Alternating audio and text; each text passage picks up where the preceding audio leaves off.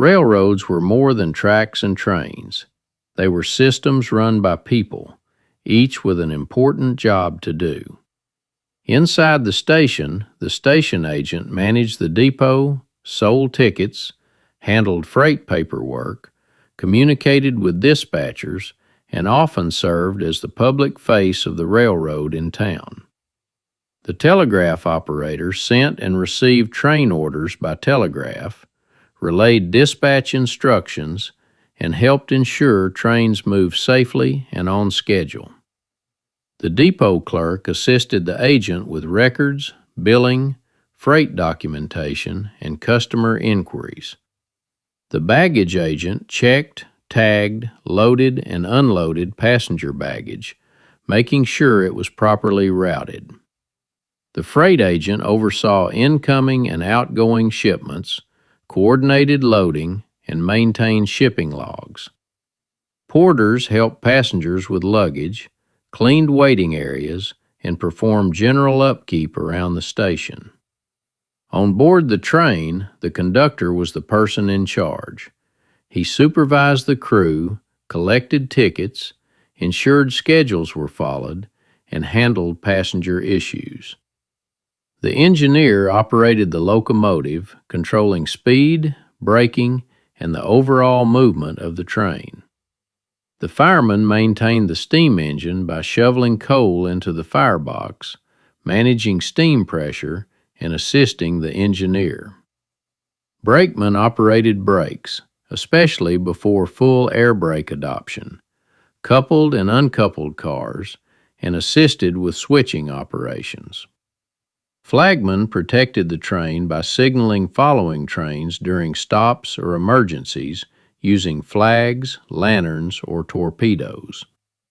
On some passenger lines, Pullman porters attended to travelers in sleeping cars, helped with luggage, and provided onboard service.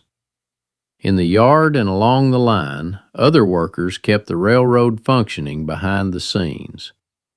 The yardmaster directed train movements within a rail yard. Switchmen threw track switches, coupled cars, and organized trains. Section foremen supervised track maintenance crews. Track laborers performed manual work such as aligning rails, replacing ties, and tamping ballast. Car inspectors checked rail cars for mechanical issues before departure. Train dispatchers controlled train movements over long sections of track through telegraph orders, helping prevent collisions and maintain schedules. At the end of the train was the caboose, often called the train's office. The conductor served as the supervisor or boss of the train. He kept a paper accounting of every car, including its contents and destination. He was responsible for dropping off and picking up cars along the route. When the train reached its final destination, the conductor turned in all paperwork to the yardmaster.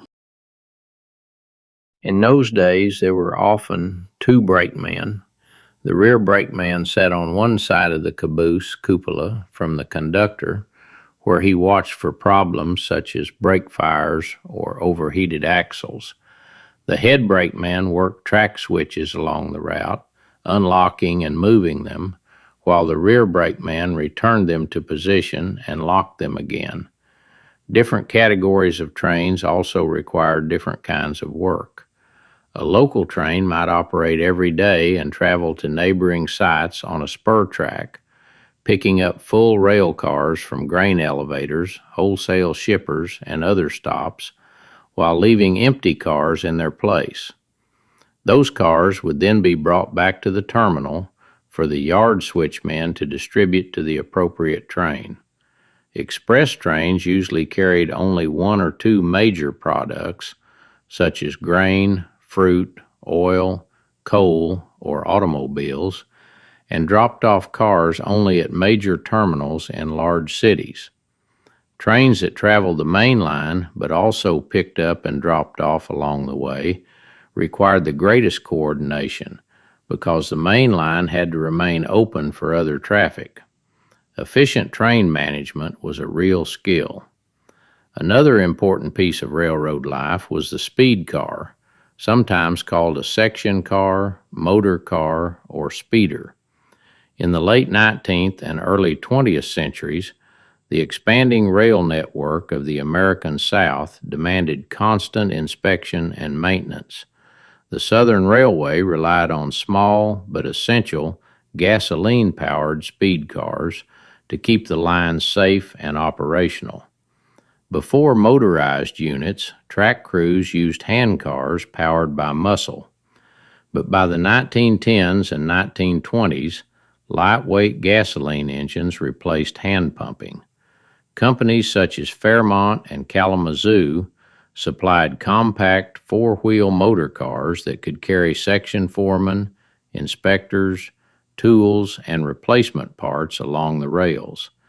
These vehicles were practical, sturdy, and especially useful on rural routes through Alabama, Georgia, the Carolinas, and Tennessee. On Southern railway lines, speed cars were assigned to section gangs, small maintenance crews responsible for specific miles of track. Each morning, the foreman could motor out along the rails to inspect ties, spikes, ballast, bridges, and switches. If a washout, broken rail, or loose joint was discovered, repairs could begin immediately.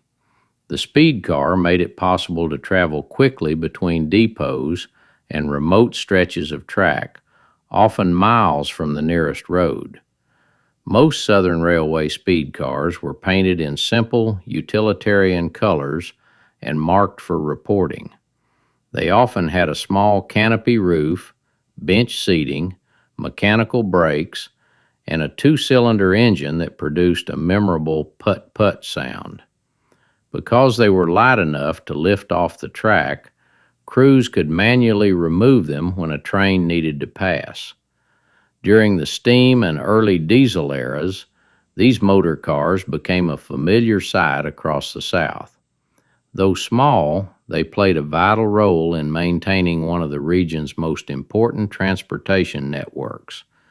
Their legacy reminds us that behind every locomotive stood dedicated workers who kept the rails aligned, the bridges secure, and the trains moving forward. From ancient native trails, to wagon roads, to railroad crossings, to the museum you are standing in today, Piedmont's story has always been a story of movement. It is a story of people shaping the land, and of the land shaping the people in return. As you continue through the museum, take time to notice the artifacts, photographs, tools, and equipment around you. Each one holds part of that larger story. Thank you for visiting the Piedmont Depot Museum.